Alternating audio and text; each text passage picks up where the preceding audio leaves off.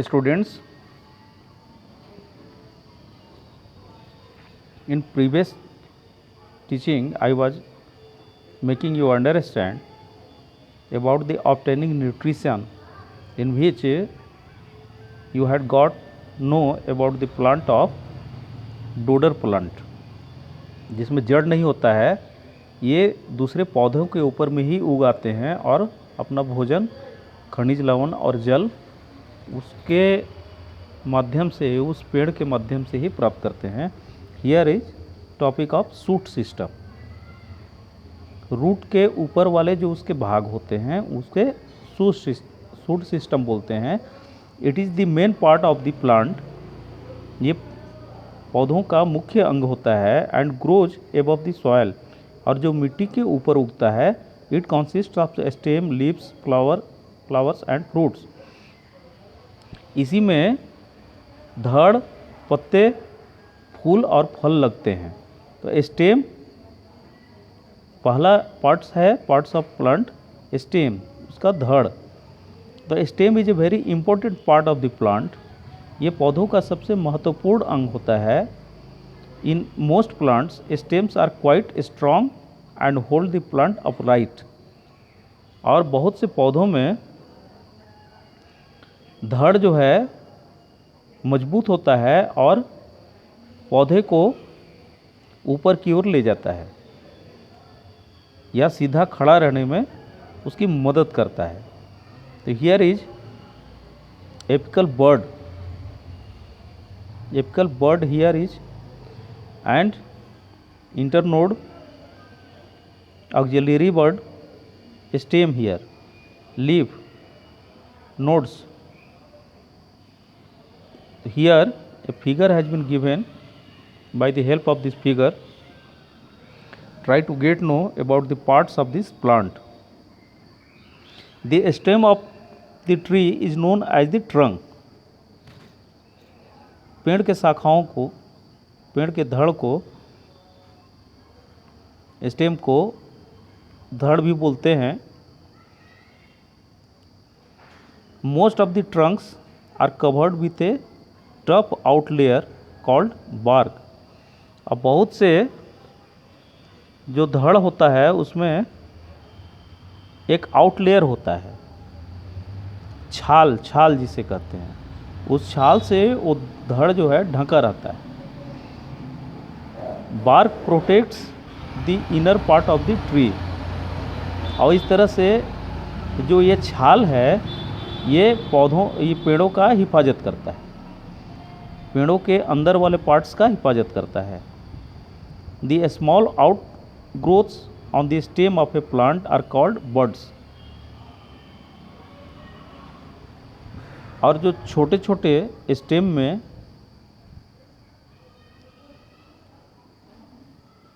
Stem of a plant are called buds.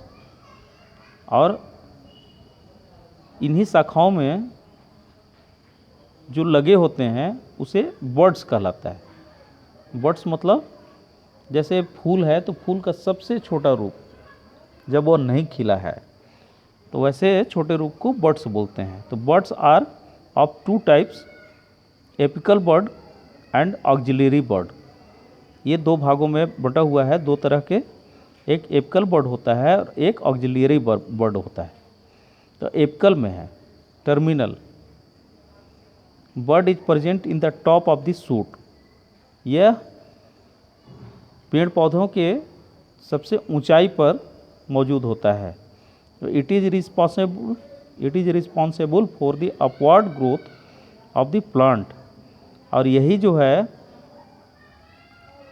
उस plant के सीधा आकाश की ओर आगे बढ़ने का, जो वृद्धि करने, विकास करने का जो जिम्मेवारी है वो इसी बर्ड का है। ऑक्सिलरी बर्ड्स और जो सहायक बर्ड्स होते हैं are found between the stem and the leaf stalk. ये पत्तियों में मौजूद होता है और स्टेम के नज़दीक होता है, बीच में होता है।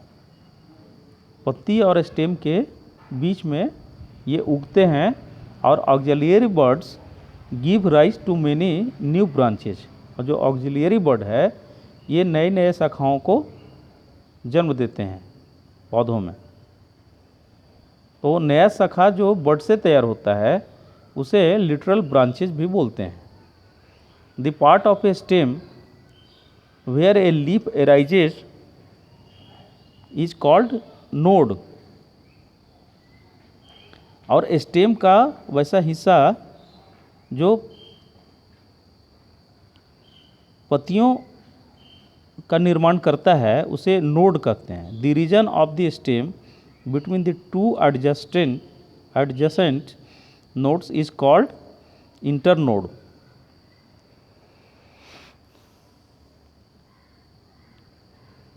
तो धड़ के बीच में जो टू एडजेसेंट नोड्स है इसे इंटरनोड कहा जाता है। ये कहाँ होता है, कहाँ उगता है? स्टेम में उगता है, ब्रांचों में उगता है, धड़ों में उगता है। तो फंक्शंस ऑफ स्टेम, स्टेम का फंक्शन क्या है, कार्यप्रणाली कैसा है इसका? The main functions of the stems are to give support, सहारा देने का काम इसका है कि the stem bears and supports the branches, कि स्टेम जो है शाखाओं को सहारा देती है, पत्ते, फूल और फल को ये सहारा देता है। तो leaves are arranged on the stem in such a way that they get proper sunlight for preparing food by photosynthesis. और पत्ते इसके ऊपर में इस तरह से मौजूद होते हैं स्टेम में जिससे ये सूरज की रोशनी को सीधा पा सकें, खास रूप से सूरज की रोशनी इन्हें मिल ही सके, और for preparing food by photosynthesis, और प्रकाश संश्लेषण की क्रियाओं का सहारा लेते हुए ये भोजन निर्माण में काम करता है। To help in conduction, the stem helps in the conduction of water and mineral absorbed by the roots of the plant। और हेल्प जो करता है स्टेम जो है, हेल्प करता है कि पानी और खनिज लवण जो पौधों के जड़ के द्वारा अवशोषित होता है उसको अपने तक ले आने में सहायक होता है। It also conducts prepared food from the leaves, और यह तैयार भोजन को पत्तियों में भेजता है to various parts of the plant, और पौधों के कई हिस्सों में भेजता है, such as roots, stem and fruits, हैं, जैसे कि जड़ में, धड़ में और फलों में। Do you agree that the stem is like a two way street? कि क्या आप सहमत हैं कि स्टेम का वैसा ही काम है जैसे टू वे स्ट्रीट हो, ऐसा कोई रास्ता हो जिसमें दो तरह से रास्ता खुलता हो, ऐसा कोई स्टेम का काम है? अगर आप सहमत नहीं हैं तो here you have been given activity number 5 कि to show the water rises through the stem. पानी जो स्टेम में भेजा जाता है जड़ के द्वारा, तो उसके विषय में इसको एक्टिविटी के सहारा लेते हुए इसे शो करना है। तो इसमें देख लेंगे आप कि इसमें क्या क्या सामग्री लगता है, अगर कर सकें तो करके आप प्रयोग करके आप देख सकते हैं। In conclusion of this experiment you will get that this experiment shows that a stem conducts water and minerals from the roots to the leaves and other parts of the plant। तो इस conclusion में आप यह पाते हैं कि जड़ के द्वारा जो अवशोषित होता है जल और खनिज लवण, वो पौधे के दूसरे पत्तियों में और दूसरे हिस्सों में पहुंचा दिया जाता है। तो मॉडिफिकेशन ऑफ स्टेम, ये जो धड़ से पहले, ब्रांच से, शाखाओं से पहले जो धड़ का निर्माण होता है पौधों में, तो उसका काम क्या है, उसका बनावट क्या है? Stems of some plants are modified to perform some additional functions. पौधों में जो स्टेम होता है उसका ऐसा बनावट होता है कि वह पौधों के दूसरे कार्यों को भी संपादित करता है। Let us study some of this stem modifications and their function. तो आइए अब कुछ धड़ और उसके बनावट और उसके कार्यों के बारे में जानकारी हासिल करते हैं। पहला है स्टोरेज ऑफ फूड, भोजन का संग्रह करना। ये stems of plants like ginger, onion and potato develop underground. ये कुछ ऐसे पौधे हैं जिनका स्टेम जो है ये अदरक, लहसुन, अदरक, प्याज, आलू, ये भूमि के अंदर ही विकास करते हैं। तो they become thick and fleshy due to the storage of food. तो इनमें जो पौधों का भोजन संग्रहित होता है, इस वजह से ये मोटे हो जाते हैं और फ्लेसी हो जाते हैं।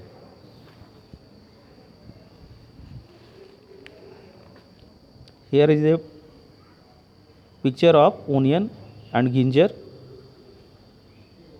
ओनियन ये बड है, बड से फिर स्टेम, रूट, इसका सब कुछ तैयार हो गया। स्टोरेज लिप्स है, स्केली लिप्स है, ग्रीन लिप्स है, जिसमें इसका ग्रीन लिप्स भी खाने के काम में लाया जाता है और ये प्याज तो खाने के काम में आता ही है।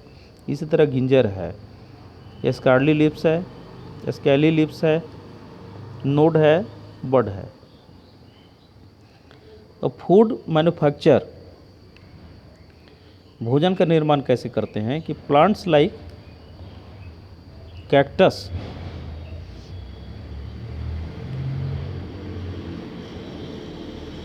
अपुंसिया ग्रो इन डेजर्ट्स और इन वेरी ड्राई प्लेस। ये सूखे स्थान पर ऐसे पौधे जैसे कैक्टस का पौधा ज़्यादा उगता है। In such plants the stem is modified into a thick, fleshy and green structure.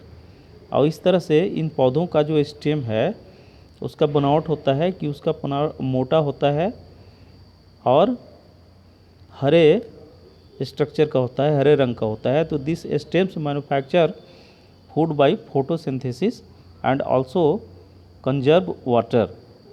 तो इनके जो धड़ होते हैं वो सूरज की रोशनी में प्रकाश संश्लेषण की क्रियाओं के द्वारा अपने भोजन का निर्माण करते हैं। एंड आल्सो कंजर्व वाटर, और पानी का भी अवशोषण करके संचित करके अपने पास रखते हैं। तो cactus plant, here is cactus plant has a modified stem. देखिए ये स्टेम ही है इसका, जो बहुत इसका बनावट भिन्न तरह का है। इसमें कांटे लगे हुए हैं और इसके कांटों से बचना भी चाहिए, काफ़ी खतरनाक होता है इसका। तो ये डायरेक्ट सूरज की रोशनी से अपना भोजन तैयार करते हैं, जिसे प्रकाश संश्लेषण की क्रिया कहते हैं। ये डिफेंस है। ये अपना बचाव कैसे करते हैं? In some plants like citrus and bougainvillea, the buds in the stem are modified into hard. तो इसका जो कली होता है उसका कली स्टेम में मौजूद होता है और जिसकी बनावट काफ़ी कड़ी होती है। तो pointed and sharp structures called spinous and thorns, और उनका जो उनके ऊपर में जो उगा रहता है उसे कंटीला बोलते हैं। वो कंटीला होता है और उसी को थॉर्न्स बोलते हैं, कांटा बोलते हैं। These structures prevent animals from eating the plant. तो ये वैसे जानवरों से पेड़ पौधों का सुरक्षा करता है जो जानवर उसे खा सकते हैं। जैसे बकरी वैसे पौधों को नहीं खा पाती है जिसमें कांटा उगा हुआ है।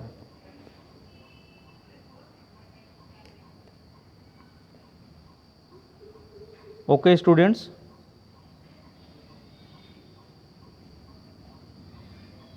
enough for today. I shall meet you in next video. for your forward points of this chapter. Let us departure to each other. Thank you.